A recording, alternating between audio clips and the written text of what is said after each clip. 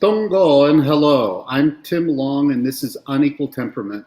Thank you guys for joining in today. You just heard the fantastic Martha Redbone singing her great song, Medicine Man. She's my Choctaw sister, and I hope you guys check her out wherever you can.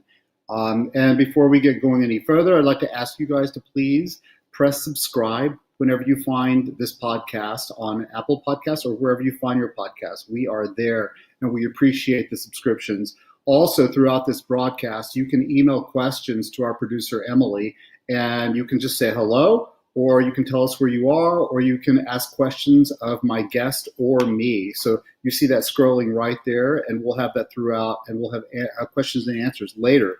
So what's on my mind right now? It's a good question because it's a beautiful week here in Rochester, and that's rare. I mean, we had snow as recently as about 3 weeks ago. But, there's always bad stuff going on in the world, and sometimes you just have to choose the good things to concentrate on. Things I'm looking at right now are getting used to the new COVID protocols. We choose what we do. I'm creeping into all of this stuff. My mother turns 88 this summer, and she's been battling dementia for about 11 years. She finally went to a nursing home just a couple of weeks ago, and I tell you, it's worked out better than my sister and I could ever hope for. I mean, my mom grew up in an Indian orphanage, and then she caught tuberculosis and ended up quarantined in an Indian hospital for a total of 5 years. And those were terrible things for her. But two things came from that. She discovered classical music and therefore started me on classical music. And I think the second gift has just arrived, because as opposed to a lot of dementia patients who get agitated and want to go home, my mom somewhere in her brain has hospitals and orphanages as being home. So she's very, very happy where she is. They're nice to her. She's sweet. She's thriving. She looks 3 years younger. It's really strange. And I'm very, very thankful about that. My sister took care of her for 3 years and did a brilliant job. And it couldn't have turned out more perfectly right now. So we're thrilled about that. My dog Pumpkin had her 11th birthday, and I love her. I have a jury duty next week. Juries hate me. Lawyers hate me. So hopefully I'll get out of that because I ask a lot of questions. And in fact, the last time I was up for jury duty in Brooklyn, I got called into an extra room, and I kept asking questions, and nobody else was. They were all sheep around me. And I was just about to tell the two lawyers interrogating us, I've decided who's won this case based on your performances. And they asked, does anybody have any reason that you shouldn't trust the court system? Of course, I raised my hand. They took me outside. I said, I'm a Native American. Do you know our history? And they never called on me again. Maybe it'll work again. Although I would love to be on a jury. What else is going on? Well, I went to a baseball game the other day. Can you believe that? Rochester Red Wings. I enjoyed the baseball game. I just don't like being around people. We threw our first baby shower for two close friends. Hi, Allie and Guy, if you're there. We threw them a baby shower. It was really, really fun. And I'm just getting things ready for a lot of stuff. Alaska Anchorage Opera is going to do the American premiere of Missing, the opera that I premiered in Canada about the 3,000 missing Indigenous women. So we're pulling things together for that.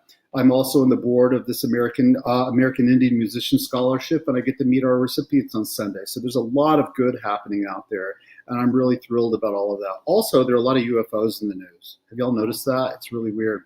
But people are talking about it, and I can't wait to see where that goes, because I love science fiction, although it's not fiction, is it? So my guest tonight, I'm so thrilled to have him. The Wall Street Journal says of Russell Thomas, a voice that marries Wagnerian stamina and Italianate beauty. And, I've got his bio here, and everything on it is impressive. He has sung at Deutsche Oper Berlin, Houston Grand Opera, Washington National Opera, San Francisco, the Met, Seattle Opera, Boston Symphony, New York Philharmonic. He has been everywhere, the Salzburg Festival, Dutch National Opera. And he's recently been named the artist in residence at Los Angeles Opera, which is a really big position. So, and there he is. Look at him. Welcome, Russell. Hi, Tim. How are you? I'm doing very well, strangely. I'm very, very upbeat tonight. I don't know what's with that. Maybe it's because of you. How are you? Are you feeling good? I'm feeling good. I'm feeling pretty good. It's been a long day, but I'm excited to talk. Me too. You should have had, I'm having a Chimay here. That might lighten I have some a things fancy up. lemonade. Just a fancy Ooh. So we're ready to go. Before we get going any further, I want to acknowledge that I am in Rochester, New York, on the ancestral lands of the Haudenosaunee Confederacy, and they have been here, and we are thankful for them for allowing us to be here on their land. And I hope everybody in Rochester will help me in looking after the Haudenosaunee lands while we were on them. And where are you, Russell? I'm in Atlanta, and although my ancestors were forced to be on this land, I would like to acknowledge that I'm on the land of the Muskogee people, and I thank them for being allowing me to be on their land. Well, Russell, the Muskogee, that's me. Oh, I That's didn't know that's that. yeah, that's actually my nation. I'm a citizen of the Muskogee Nation, and I'm half Muskogee, half Choctaw. But the Seminole were originally a part of us. So it was only the explorers who called all of the Muskogee people in Florida the Seminoles, derived from Cimarron in Spanish. I'm sure you want to know all this, which means Of course. savages. And it kind of divided us all, but we have the same language and everything. So, yes, Muskogee Nation, and we were, of course, moved from there to Oklahoma. But and it is an interesting thing. I'd never thought about what you had mentioned about acknowledging that you were not here by choice, because of course you weren't. And it's just such a strange thing that racism happens against indigenous people and black people, and but we were all colonialized. You were brought here, Absolutely. we were moved, and yet there are complaints. Anywho, um, there's more to talk about later. A But lot. so I just want to clarify. For Russell, it's shocking because my students at Eastman say I always say when people come up, oh, I met that person 30 years ago, and it's a product of age. But I met you 23 years ago. Is that right? 1998. Yes, summer of 1998. Yeah. And I And do remember specifically the day you came in. So we were at the Aspen Music Festival. I was, for some reason, coaching there with no experience at all, not knowing what I'm doing. And I was doing an Italian class, I remember. And they said, we have this young tenor who's very talented. And you were in the song program, is that right?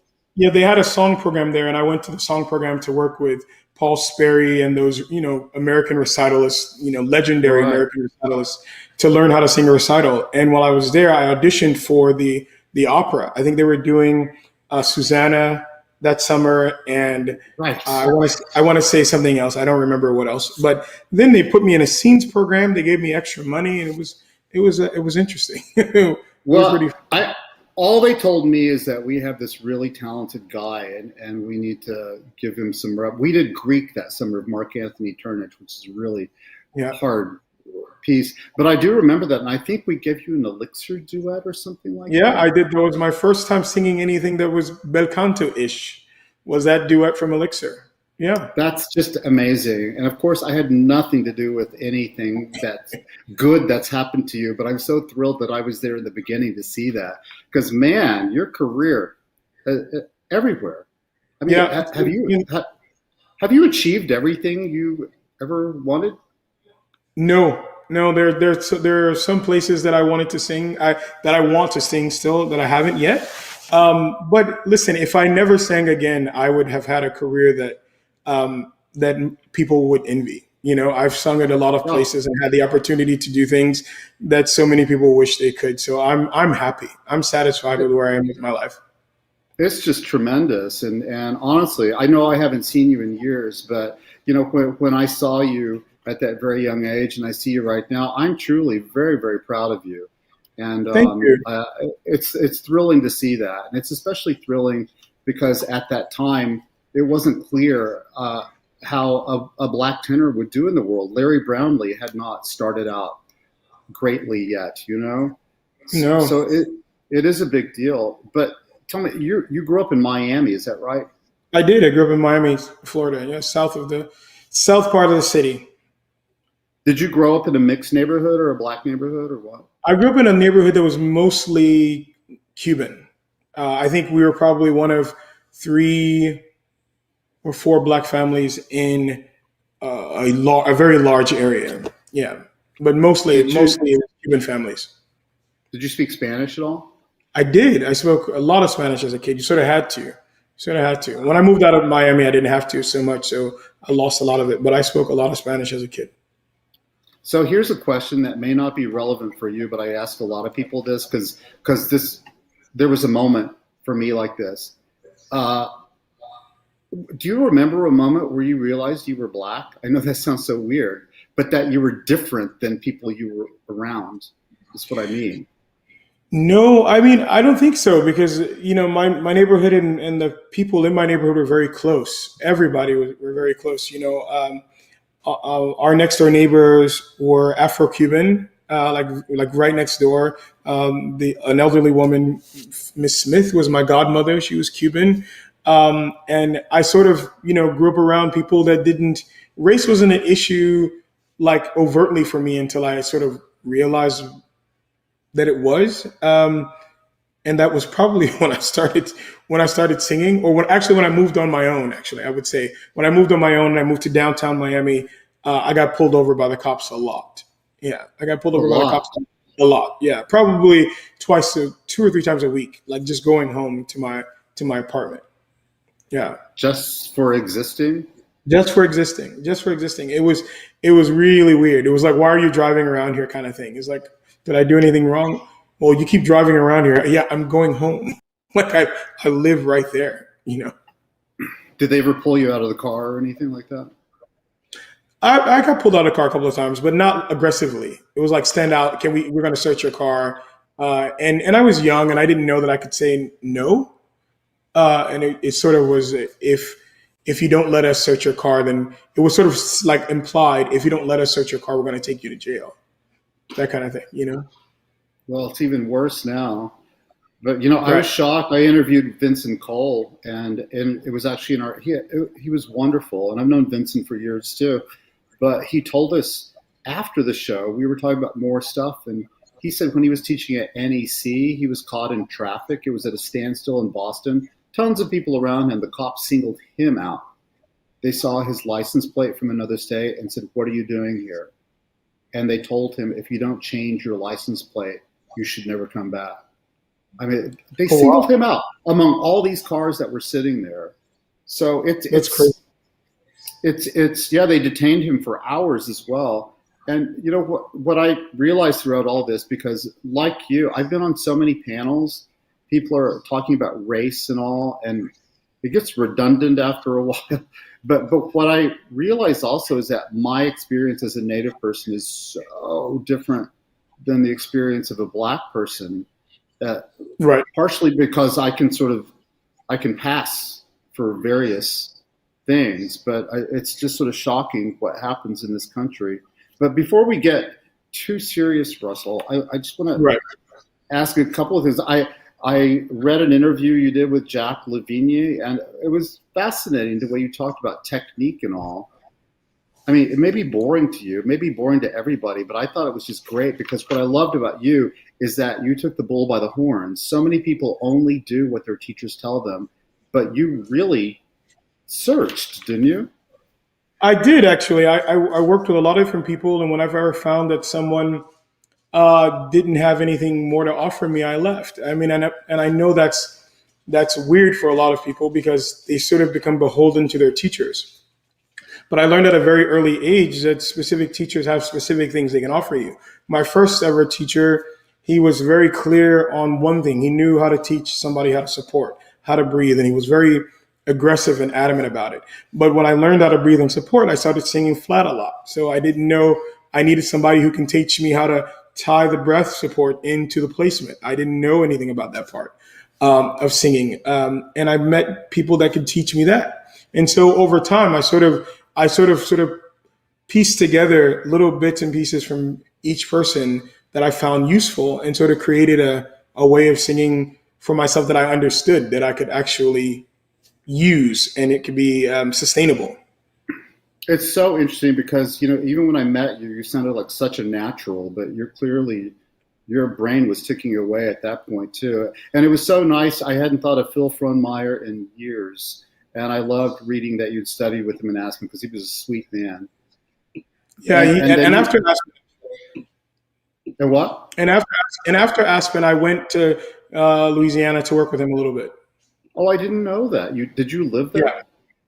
No, I didn't live And, there. I was so again. He had something that I wanted to learn, that I needed to learn, and so I went there to work with him uh, on those things. He was the first teacher to talk to me about singing on the hard palate and not, the soft palate singing. He used to tell me like women think about their soft palate when they're singing, but men can't really think about that. It'll put your voice too far in the back, and you'll lose the shine on your voice. And he was right. Once I started learning about singing on the hard palate, my voice got cleaner or crisper.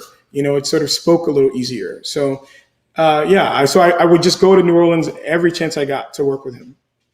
but you don't talk. I mean, a lot of people would call that forward, but you never call it that. I don't Just think it's forward. I don't think about that. I think when you find singers who think about forward a lot, they close down the space in the back, yeah, or the voice can get very sort of ugly and sort of pressed front. And then then the teacher would try to correct it, and then they would start talking about backspace and singing on the soft palate, and then they lose this point to the front because they thought that something was wrong with that. And singers are usually one extreme or the other. So when they're singing so far forward, then they start singing so far in the back, and then you create more problems for yourself. yeah, and it seemed like it was a trend at that time. So I mean, it's great that you sidestepped that. So what would you consider? I know everybody has a different route in this career, and we all try to emulate other people's routes at the beginning sometimes. But it seems like, I mean, maybe I'm completely wrong. It seems like you were smooth sailing the whole way. Did you have anything that was like a big break that you consider a big break career wise, or Getting did into it the just Met program, unfold? Well, I mean, it well, it yeah. There's unfolded. that. Yeah, it unfolded in a very strategic way, if I may say. I mean, I went from in the summer of '98 being at the Aspen Festival. Summer of '99, I was at Opera North up in New Hampshire, a little small company summer festival. The spring of 2000, after that, I was at Sarasota Opera, and then the next summer I was at St. Louis, and then after that I was, so it was sort of like built. I literally built up, one company after the other. To I called myself a career young artist quite a bit, but I sort of really went through the gamut of the very small companies to the last young artist program I did. Was the Met from 2003 to 2006. And how did that happen? Did you enter the Met auditions? I never did a competition. I was in Seattle. I remember getting a call to go to Spade Jenkins' office, and he said someone from the Met wanted to hear me, and I don't know who put me up for that or why they would want to hear me, but he said they wanted to hear me. And when I went to New York that December to do auditions, I sang for the Met, and while I was there, I met Howard Watkins, and he got me a little gig singing the Messiah. So I remember it was like a Messiah with the New Jersey Symphony. It was like one of those Messiah sing along things. Yeah. And I had never sung the Messiah before, and it was a very weird experience. But it gave me money to stay in New York, and then the Met asked me to come back a couple of times to sing, different people at different levels of the company. And yeah, then they asked me to join the program. Did you sing in the house or was it all list hall? All list hall, yeah, And you yeah, had a all good list hall. Never. experience there. You It was a tough experience for me. It was a very tough experience for me. I was not the favorite, and they let me know that that I wasn't the favorite. And again, I don't know why or what that was about. I mean, I can guess some things, but I wasn't their favorite, and they didn't. I don't know. They didn't like me. It seemed. And then when I got out of the program, when I left the program, things got a lot better. But while I was in the program, it wasn't the best experience. It was a very trying experience for me, and it was that way for some of my colleagues as well. But for me, it was really difficult. The year I came in was myself, Allison Cambridge, and Dimitri Pitas. We were the freshman class, so to speak, in Yeah. 2003. Um, and yeah, so I mean, in the beginning, those two, Allison was a Met competition winner. Those two were sort of skyrocketing very fast, and I wasn't. And I always thought something was wrong with me. But I think they just had, a bit more favor from the company and from other people around them.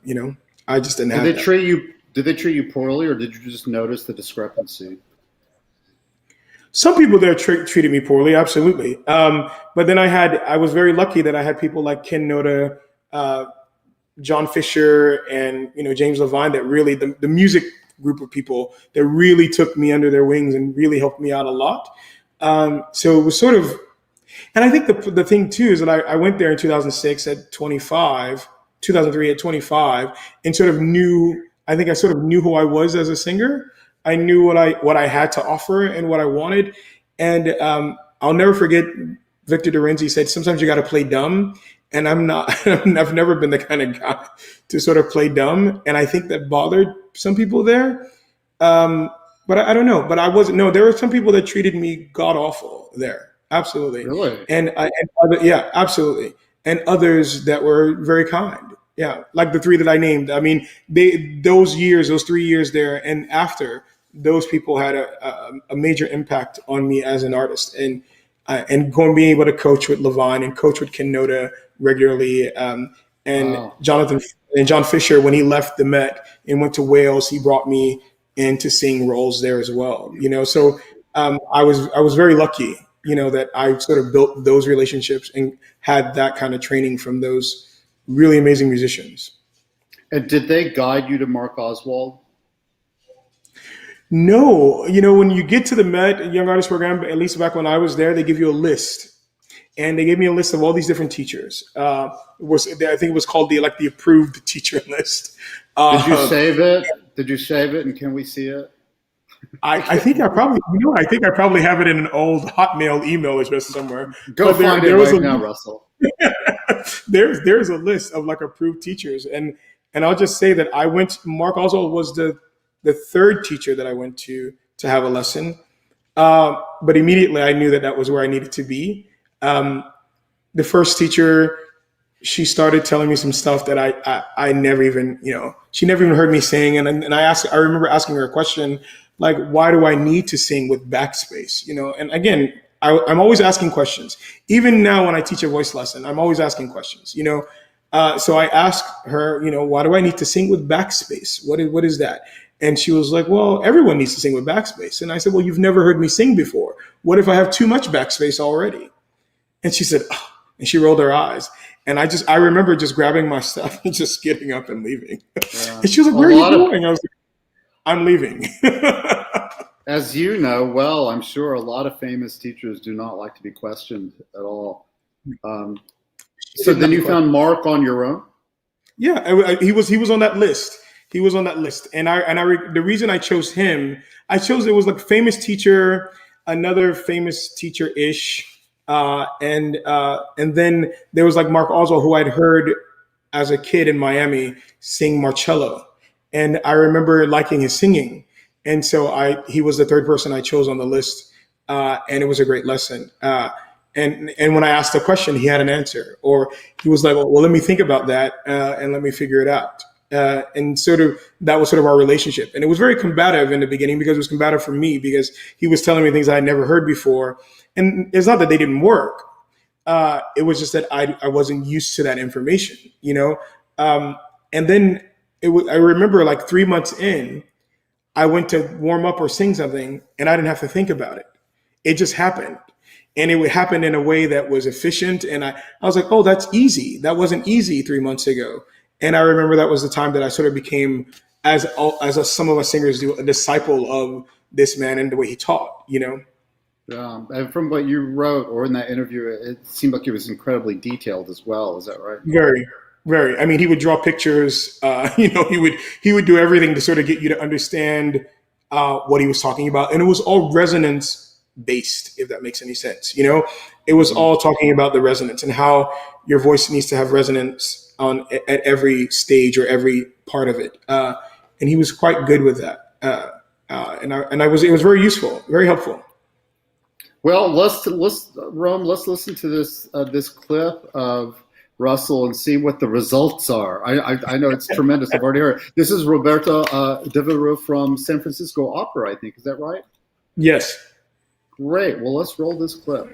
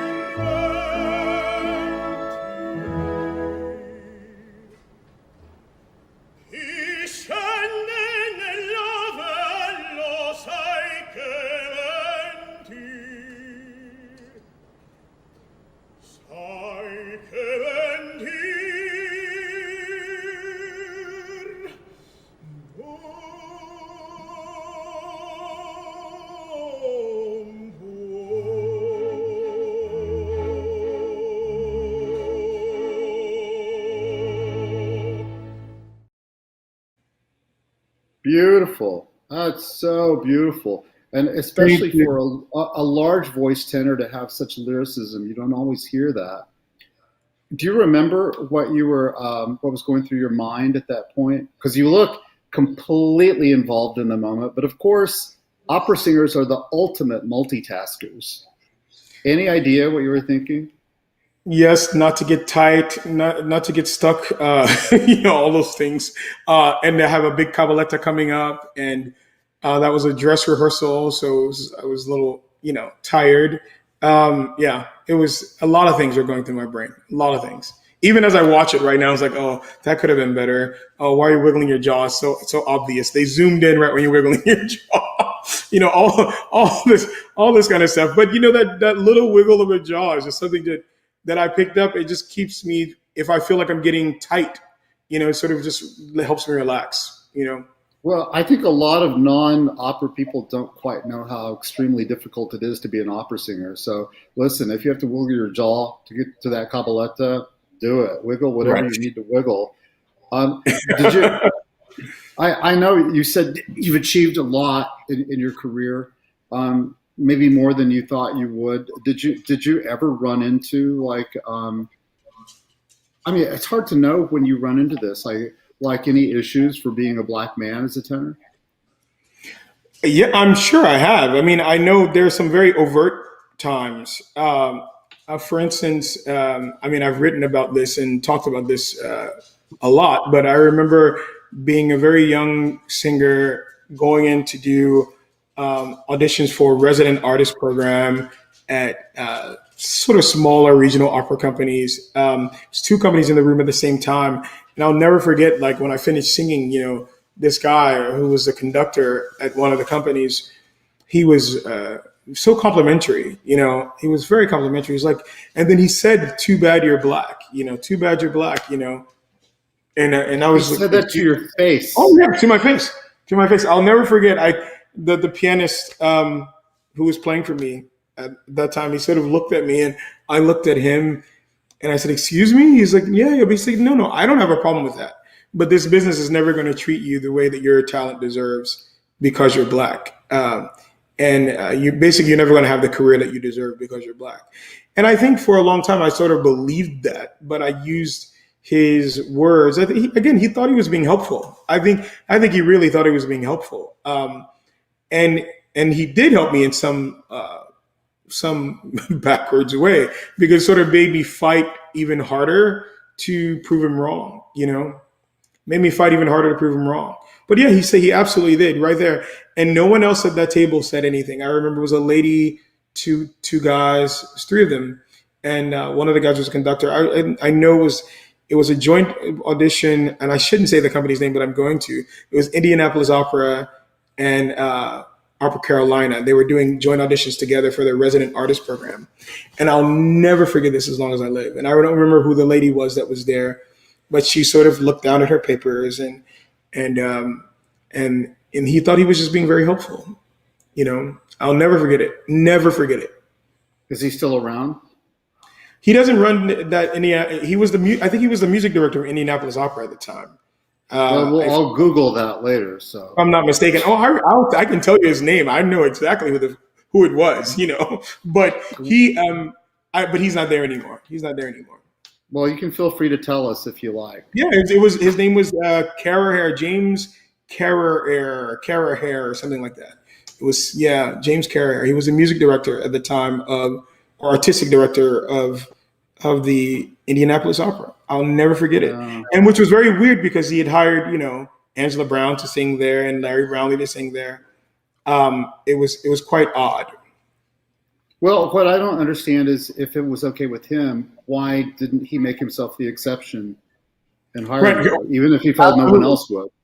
Absolutely, and they didn't, and he didn't hire me. Neither did the other company in the room either. They didn't hire me either. But yeah, I don't know. I remember the audition was at Cami Hall. You remember Cami, the old Cami? Yes. They used to have this little stage warm up in the stairwell and all right, that. Right. I'll never forget it. But yeah, it was for their resident artist program.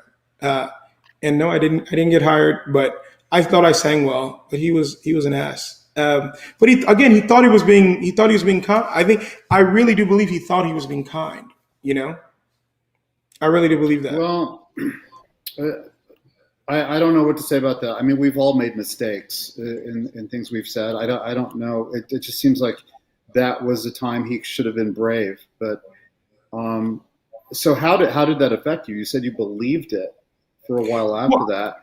I did. I just thought, I'll do these young artist programs, and again, I was never like the favorite of the young artist programs. Also because I had a big mouth. I said a lot of things I probably shouldn't have said. People ask you your opinions. They don't really want to know your opinion. They ask you these questions because they want you to tell them that everything they're doing is great. But it made me work harder. It made me really work harder just because I felt like I had to prove him wrong. I felt like I had to prove him and people who believe or think like him wrong. Well, you must have known you had something of substance to offer, though, didn't you? I think I did. I think I always knew I had a voice. I never knew how it would manifest itself as in terms of a career. But I definitely knew I had a voice, and I thought it was, people would tell me that it was a special voice, but I didn't know what that meant. I know I liked singing, and I know I liked Italian singers, and I would listen to them all the time. I was always listening to people sing, and I wanted to be like those people. I wanted to sing like those people. Well, I read that you fell in love with opera at age 8. Is that right? Yeah. It was completely by a fluke, coming home, turning on the radio to go listen to, a station, and I passed by WTMI in Miami, and they played classical music during the day and jazz in the evening, and I heard people singing, and I stopped and I listened, and I enjoyed it. And then the next day I came back and listened again, and every day I would listen to it. And then I learned about the Saturday broadcast from the Met, and I would listen there, and then I would watch great performances, and it was sort of a thing for me from a very early age.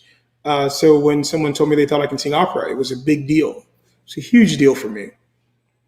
So I'm just going all over the place here. I'm just wondering what's in your mind. What was Aspen like for you then? Because was that the first time you'd been away doing something? That was the first time I was away from home to sing around other people, and it was an eye-opening experience because like most of the people that are there from Juilliard. And, you hear about this esteemed institution. I knew nothing about that institution, but you sort of hear about that institution, and it sort of let me see what else was out there, between like competition or, what I had to work towards, if they had if they had things that I didn't have, I was like very curious. I was very curious. First time hearing somebody like Alfred Walker sing, and Yeah. to Oh, hear, Alfred was Blitz. That's right. yes, yeah, Forgot about that. and to hear Kishna Davis, to see this Oh, young black girl with this voice, and I met some of my people who are still close friends today. Erin Wall was there at that time. Aaron, Yes, and that's she so was also, tragic. yeah, she was also in the song program, and I met her there that summer as well. She was in my class as well. I remember her doing Yeah, the trio from Tales of Hoffman, and she had perfect pitch and just that tremendous voice. yeah, Wow. God, I can't believe you were there with all those people. I haven't seen yeah. Kishna in years, and I loved Kishna. And Tammy, can't think of her last name, but she was the other Susanna. Tammy Also, Julia Messick. Tammy Messick. There you go. Tammy Yeah, I Messick, remember. who used, yeah, Tammy used to be one of Renee's babysitters, so she would travel with Yes. her around the world babysitting. Such nice people there too, weren't there? Yeah. I thought Yeah. that Totally. summer. So can you tell us, artist in residence at Los Angeles Opera, how did that happen, and what does that mean? Well, that happened because I put a weird Facebook post up. And I said on this Facebook post that I keep advocating for everybody and getting everybody hired and helping them get jobs and expand.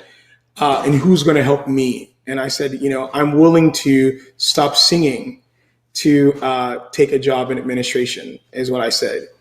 And the very next day, I get an email from Christopher Couch at Los Angeles Opera saying, well, I don't want you to stop singing. I think I have an idea.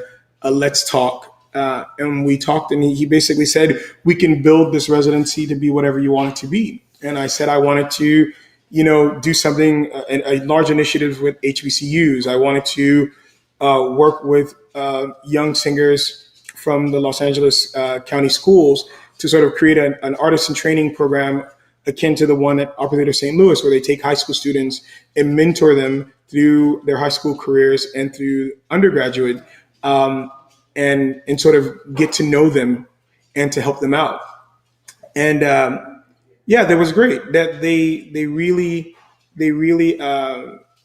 he really created a program and something that I can, how do you call it, build and grow, and very specific to me. And the other part of it is I said that I wanted them to teach me how to run a company, and so they will be mentoring me as an administrator, and I will be mentoring the young singers while I'm there. Is that your goal, to run a company? Yes, absolutely, absolutely. Yeah, I think I could be very good at it. But a lot of this is something that I've also talked about a lot over the years. When a white singer decides they don't want to sing anymore, um, they just go and someone gives them a job like instantly, Yeah. instantly. That doesn't happen with black artists, and I know a lot of my colleagues who are very smart and very, they could raise money. They're very charismatic, more so than me. But I think that they could do a lot of these things, but people just don't give them the opportunities. And I know many great singer, mediocre singer, white singer that have decided they didn't want to sing anymore, or the career wasn't going the way they wanted to, and they literally had a job in a week, at a company. Somebody gave them a nice little entry level job that parlayed into them being general director somewhere within the next 5 years. This happens all the time. Yeah, I've But seen for that. Yeah, but for black singers, that doesn't happen. And so I feel like for myself, I'm not ready to stop singing necessarily, but I know that in order for me to get those opportunities, even with the career that I have, I would have to do more. I would have to work harder. So this relationship with Los Angeles Opera, I think, is going to be instrumental in helping me build sort of the credentials, sort of validate me in a small way to be taken seriously. In a huge way, I would say. Really, Yeah, that's a really big appointment. And I was yeah, listening to that Los Angeles Opera talk that Janae Bridges did with you, and those five other tremendous singers today. And you guys were talking about something like this. I think somebody mentioned Afton Battle, yeah. I do. being Yeah, perfect for things like that and not getting interviews or anything. So with all this Black Lives Matter stuff that's happened in the last year, I thought, well, maybe I should ask him, what's it like to be a black man today? And then I thought, well, it's probably no different, except that things are out in the open a little bit. But do you think that and I ask this because I'm on panels, you're on panels. Sometimes I feel like people organize panels to make themselves feel better. Um, do you think that? Seriously, I do think that sometimes. I agree, and I agree with you. Schools too. Yeah. Schools too. But do you think that things are changing in the right direction, or is anything changing yet? I personally don't think anything is changing yet. I think it will.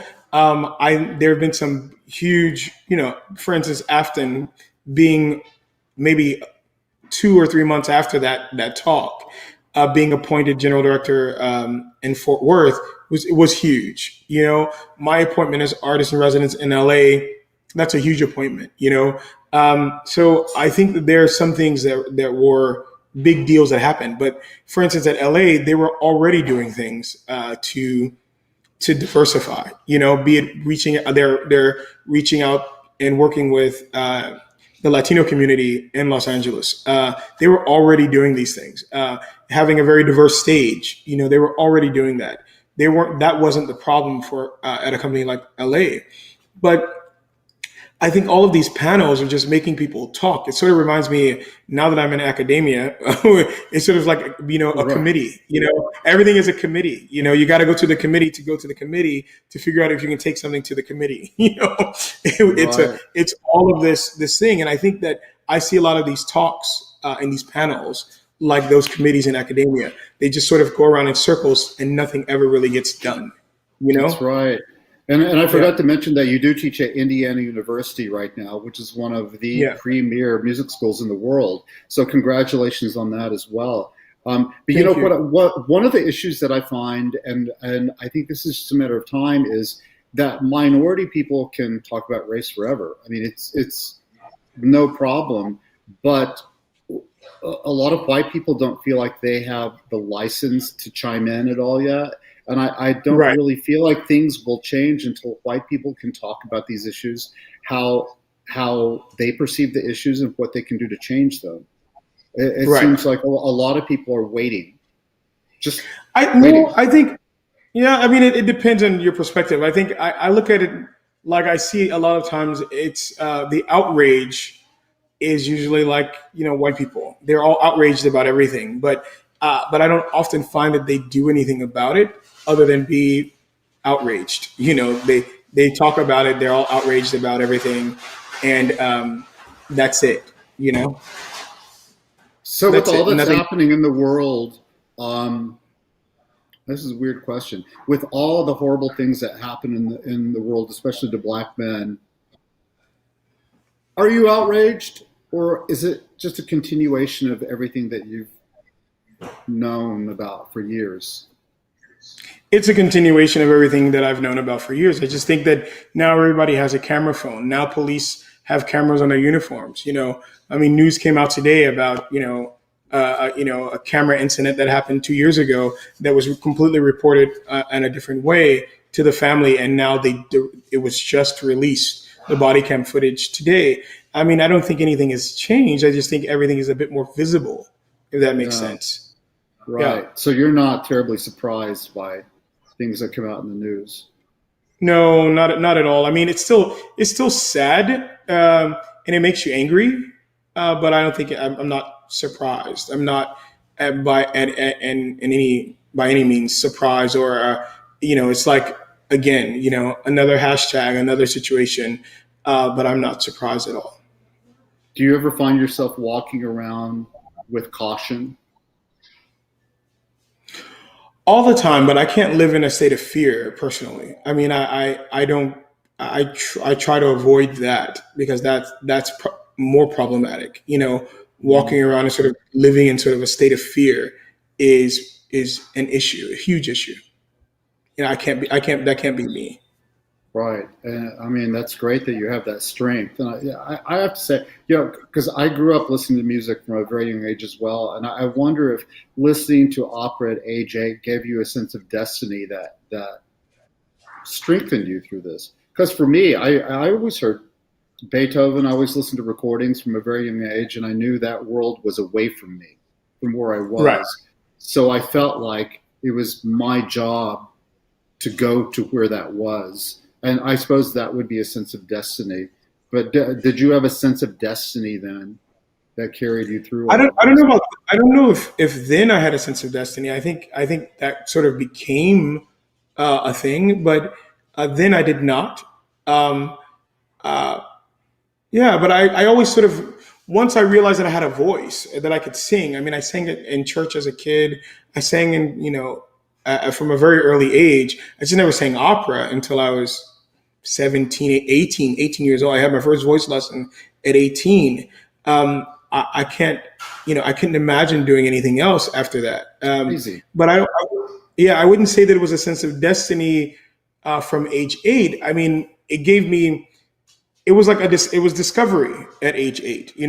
It's like I didn't know this thing existed. Now I know it exists, and I think that knowledge that it exists changed my life. You know. Yeah.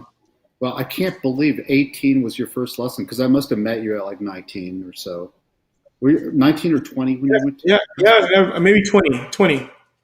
That's Yeah. really crazy. And one other thing, because I've just been snooping around about you. I watched. Sorry, I have the burps from my beer, so please excuse me. Um, um, uh, I came across Vanished. Oh wow. Who Okay. knew Ryan McKinney directs and is a filmmaker? Yeah, the pandemic. I mean, he comes from a family of filmmakers, which I think makes Oh, it I a didn't little know bit that easier for him. part. But he's a very brilliant man and has a very brilliant mind. And I mentioned this piece to him and that I wanted to do this, and he instantly took it on and took it I'd to the say he's a next very level. nice man too. He was always so Oh, he is. nice.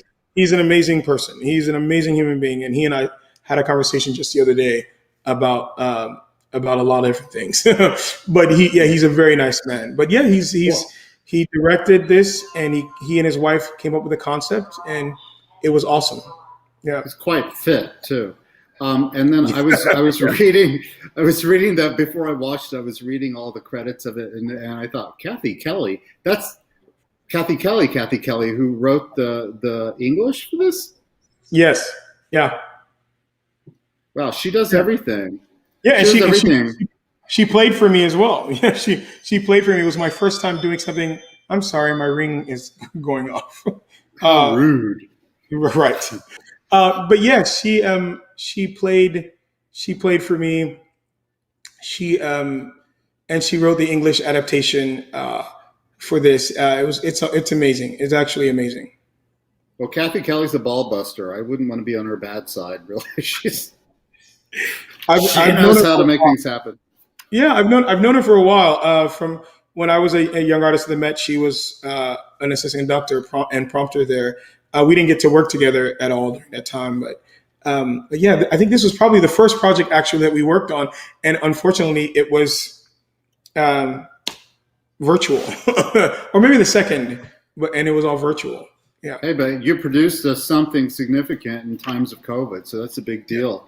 But so listen, it's getting late in the hour, so let's see if our producer Emily has any questions for us. Oh, Emily, are you there? Hello. Oh, there she is. Welcome, Hello. Emily. Hello. Thank you. So many wonderful things to talk about. I'm going to have to be selective here, but here's a short one to start off with. You mentioned earlier that you really had a love of art. You talked a lot about your operatic career, but you also mentioned that you really loved art song. Is there a song that is like your go-to? Like if you had to pick one song that you just wanted to share with people, what's that art song that you would choose? One song. I don't know if there's one. Tough. That is tough. For me, it's Dich te Liebe, an die Ferne Geliebte, the Beethoven cycle, the Dich te Liebe of Schumann. those are huge. But there's a Verdi song, Les Ulés.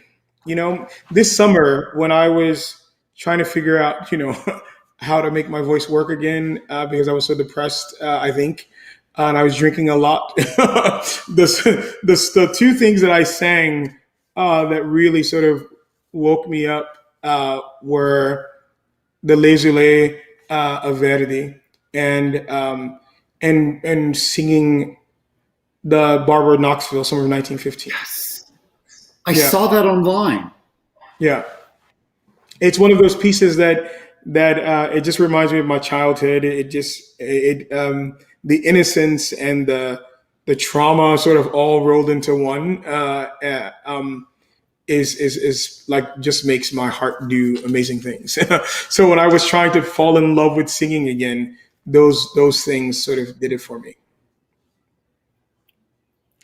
Beautiful. Oh, okay. Very different subject now. Okay. I'm curious. James Levine is such a larger than life figure, and you had a personal connection with him. And in the time since he's passed, there's been I've heard so many different people's responses, and a lot of times it seems like those responses seem to be stuck in one caricature or another. And I'm just curious, is knowing him and acknowledging that he had such a warm and strong impact on your life, how has it been for you in this time of his passing? I don't know. That's a complicated question because most of the people that I see or read horrible things uh, about him, I know they were probably never in the same room with him. Maybe in an audience, but not really in the same room with him. Um, and I acknowledge that the person that other people experience is not the man that I knew. But that doesn't mean that those things didn't happen or that those things are any less valid. But that's just not the man that I know. He was very warm to me, and he was very generous with his time and with his advice, and teaching me scores like from cover to cover. And taking time out of his schedule to make sure that I wasn't singing the wrong rep, or if I were going to sing the wrong rep, he wanted me to sing it in the healthiest way possible and in the best way possible. And yeah, he was really quite phenomenal to me. And I remember I was actually doing an interview the night that I learned that he passed away.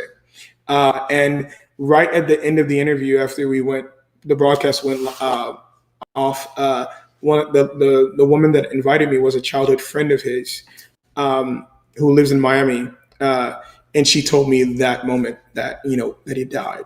But it's a emotional situation for me because he was instrumental in my development, in the development of my career. Absolutely. Thank you for sharing that. Yeah.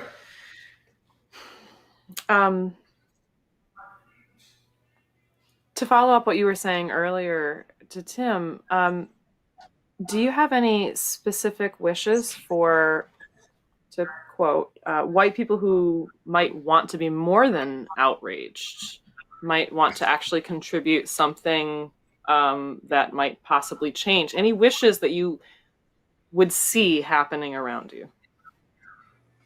Good question. That's a great question, but that's difficult for me because just as I don't think that white people should tell me how to be outraged about something, I don't want to tell them how they should handle it. I think we all know how to do the right thing. We all know how to do the right thing. The term that's thrown around a lot is ally, and allyship. I'm not a fan of that term. I don't think you need to be an ally of someone to do the right thing, So I think if you see a problem, try to find a solution. And and I think that's the easiest thing to say. If you see a problem, try to find a solution. And if you don't know how to find a solution, find people that will help you find that solution. I think that's the most impactful. But it takes every individual doing their part to make a difference. It It really takes does. each And one. we see with all this anti-Asian violence, people just standing by doing nothing. I mean, Yeah, that's part of what you're talking about as well. Do something that helps. Do the right thing, basically, and don't yeah. just stand there and film. Yeah, exactly, I exactly. Don't just stand there and film. Don't just post about it on Facebook. There's a lot that we can do. Um, find an organization if you really want to help. Find an organization, even if you don't have money to donate. Maybe you have time to give. Um, do that. It was so heartening to me this past summer to see sort of a melting pot of people coming out for Black Lives Matter. It wasn't just black men and black women on the front line of this. Sometimes that the lines get blurred a bit, and then it sort of becomes about, oh look, white people are helping, and then it becomes sort of a white savior thing. No, really, I mean, remember this whole thing about moms for Black Lives, came out, and it was all about those white women that came out with their nice shirts on that they had printed up, and but all the other moms that were already out there, nobody said anything about those mothers, because I guess because they didn't have nice yellow shirts, and and they weren't like locking arms, and they weren't all white. So I think that we have to be careful um, in how we expect or what the right thing looks like. I can't tell you what the right thing is for Tim or for you. I can't tell you what that is. You have to figure that out for yourself. But if you don't know the way to do that appropriately, join a group of people that are already doing it. And I think that's more useful. I would also add, educate yourself. So many Yeah. people come up to those of color and want to be educated. There are so many books out there. There are so many ways to learn. I say, we were talking to Kelly Kuo, and if you have a friend of color, learn about the history of that ethnicity with the United States government. That goes a long way. Absolutely. Hmm, thank you. We all have some homework. Well, we all, as in my people, We have all some do. things to be No, doing. we So, all do. I think it has nothing to do with just white people, just indigenous people, just black people, just Asians. I think we all do. I mean, think about. I mean, this is a kind of touchy subject, but there was a lot of sort of violence at the hand of black people from Asians, sort of very publicly in the 80s and 90s in LA and New York. These are things, and then yes, then there was also violence in the other way. But I think that we can't skirt over those problems just because of Black Lives Matter or just because we want to stop Asian hate. Again, there's a catchy slogans, but we have to get into the root of these issues and find ways that communities can come together in a meaningful way, because we all agree that there's one problem, and that's hate. We all want to eradicate hate. We all want to make the world a more equitable place. I think we all do. What that looks like for each of us is different, though. You're right. We well, all do have things to learn. I mean, every group has things to learn because we all have limited experiences in certain ways, and I think even there's also a misconception that if you're a minority, you can't be racist. Well, we have our own things there too. Even that a lot of the tribes in the South even had slaves because they were split between the North and the South in the Civil War. So there is so much to explore, and nobody's entirely innocent here. Yeah, yeah, that's true. And I think that a lot of times people are afraid to talk about these things because, again, you have to face sort of these realities. I mean, you mentioned that not only white people can be racist, but I think that there's a I would change the term a little bit. I think that everybody can be prejudiced, but I don't think that everybody can be racist. I think there's something about power and racism, Yeah, uh, and the power usually doesn't lie with indigenous people or Asian people in America or Black people. The That's power a doesn't very really point. lie with, you know. I think that, but we all have prejudices. We definitely do. We all have biases, and I think searching within ourselves about what those biases are is important. I heard Well, and I think somebody it's say on another God, I'm on so many Zoom things. Somebody said privilege is not a bad thing; it's a good thing. We should all have it, which I loved. I'd never really heard it put that way, but I I enjoyed love that. that. I absolutely love that. it's beautiful. It's really beautiful. I mean, when privilege is a many faceted thing. There's so many layers to it. And I was just going to say also, I think the hardest thing sometimes that one of the most freeing things that has changed in my life from where I came from growing up and my culture growing up is that I learned that it's okay to be wrong or to ask a question and to not know the answer. But and I think that if you don't have that permission, then it can be very, very difficult to have any kind of a meaningful conversation about these nuanced subjects Yes. and going forward. So my intention also is that I can continue growing in that and that we all can in this ever changing society have freedom to ask questions and be wrong sometimes. Yes. Well, to Yeah, encapsulate what you said, I think it's important for people to know that it's okay to start wherever you are. You that's don't a have to educate yourself and then start. Wherever you are, you can begin. good point. It's beautiful. Any other questions, Emily? That is going to that is going to do it for this evening. I mean, there are other questions, but I think we're out of Of time. course. Well, those were great questions. So thank you for joining us. And My thank you for the pleasure. great job you're doing. I really appreciate you. Don't cry. I'm It's going to. unbecoming. Okay. So, Russell, this has been fantastic and you're so inspiring. Is there anything else you want to add that you haven't said? Are you pissed off at anything? Do you want to tell anybody off? There's always somebody, but but no, we're gonna let's leave this on a positive note. Well, in that case, I have to ask you, what do you have coming up? And is there anything you want to tell us about that we should check out? I have coming up in the immediate future. I'm singing Oedipus Rex in Los Angeles, and we're doing a recording project, a film project, and a Who's live performance. conducting? James Conlon. Oh, James Conlon's great. conducting. Yep. He's so And nice. yes, and then I'm doing Tosca in not Tosca. Excuse me. I am doing Tosca, but that's not after that. After that is Pagliacci. Actually, we're doing a sort of a movie of Pagliacci for Lyric Opera Chicago. I don't know if I'm allowed to say that, Wow. but oh well, I've said it.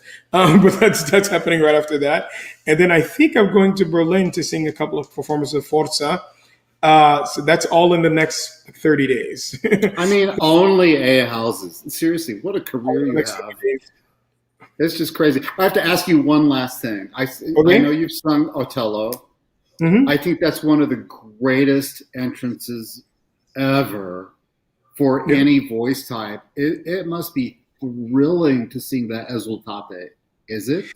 It is. It's nerve wracking, but it is. But it is thrilling for me. It's like that's like the easiest part of the show. Then it sort of all goes downhill from there. It's like the act one and the last act are sort of my those are the things I sing very well in that show. And the two acts in the middle, particularly Act Two, that's where you earn your money in Act Two. Yeah, It's one of the most difficult operas in the world to sing. truly. But Usate is so amazing. I love it. Do you think you'll move into bigger rap eventually, or is this where your? It seems like this is where your home is. Well, for the most part, the Italian stuff is, but I will sing bigger. Well, I don't know if it's bigger than Otello, but they're harder. They're harder. A Tannhäuser, for instance, is the sort of that's the next like huge challenge. I'll do a Parsifal, but that's not a difficult sing. But Tannhäuser, for instance, is like a really tough sing, and I'm looking forward to doing that one. Bacchus? Never been offered it, and I never thought about it. It would be an easy night, compared to something like, I don't know, compared to Othello. Says you. I was yeah. at Carnegie Hall in the '90s, Philadelphia Orchestra, Savalas conducting. I won't name the tenor. He was a substitute because their tenor was sick. He couldn't finish the piece. The ending duet with Ariadne was a solo. Savalas signaled to him to bow at the end, and he just waved his arm. He wouldn't even take the bow. It kills so many people, but you could probably do it. Oh, wow. Anyway, I don't want to plant bad things in your head. But thank you so much, Russell, for being here. Seriously, I know I'm so idiotic. I'm like not that much older than you, and I had nothing to do with your career, but I saw you at the very beginning, and I'm just, again, I'm so proud of where you are. I'm so proud of this outspoken voice that you have, and that you have this beautiful family and everything. So congratulations to you, and I'll be your fan for life. Well, thank you, Tim. Thanks for the invitation. I really appreciate it. No, my pleasure. So thank you for being with us, and we'll see you soon, okay? See you soon. Bye. He's truly wonderful, and I don't know. I mean that when I say that. I have to say, and I don't know if my students know this, I'm always proud of my students for whatever they do. And Russell was a student for such a short time. I mean, in a summer, and I'm incredibly proud of him to see what he's doing.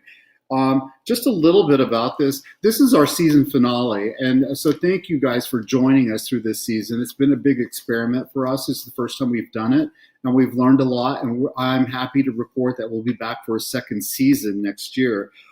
This live stream and podcast are produced by Foundry Arts. Foundry Arts is a lab committed to artists in music and the performing arts by promoting a more diverse, equitable, inclusive, and sustainable cultural landscape in the USA and beyond.